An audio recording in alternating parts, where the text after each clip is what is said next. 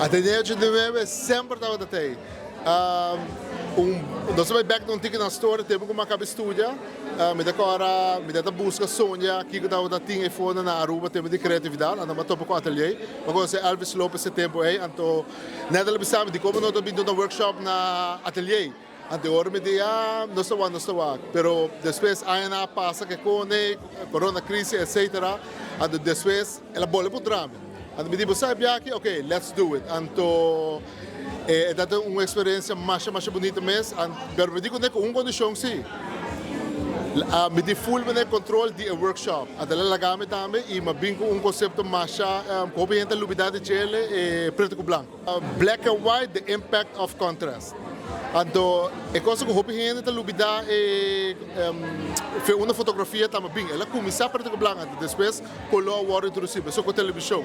A dinâmica era back, me era mostrar para gente dentro do workshop como dominar a arte de usar luz, dominar a luz para criar emoção, tristeza. Pero diz que dois colores só, dois colores neutrais só.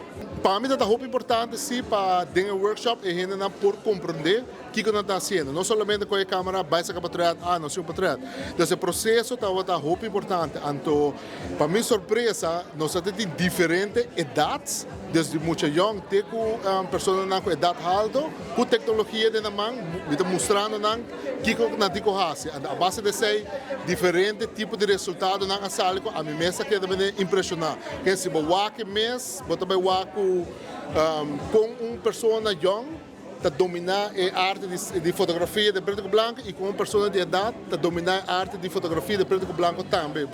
É full variado. Sim, tem uma diferença onde